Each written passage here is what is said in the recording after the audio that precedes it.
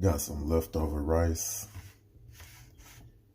and also some leftover stew meat that I just kind of cooked for a real long time until it got real tender.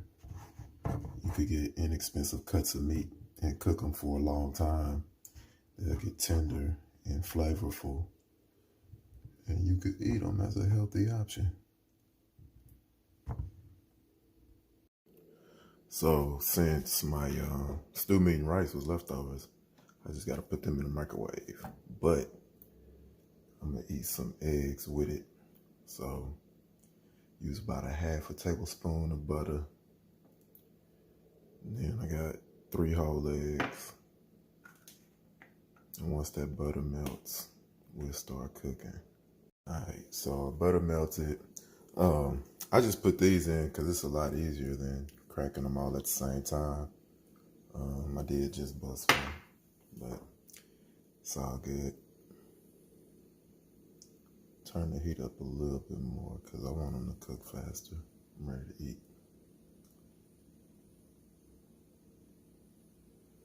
So while I'm going, I'll just put a little bit of salt on that thing.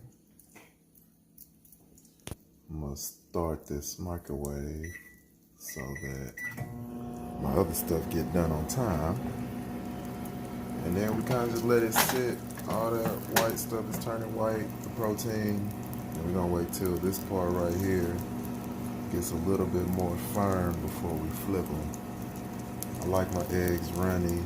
That fat is gonna be really nice to coat that lean beef that I got on that rice.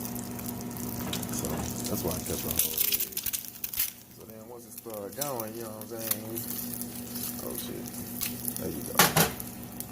Gotta be a little careful with it when you want it really runny, so you don't beat them up and nothing like that. And you also want to flip it before the eggs start turning brown and getting ugly.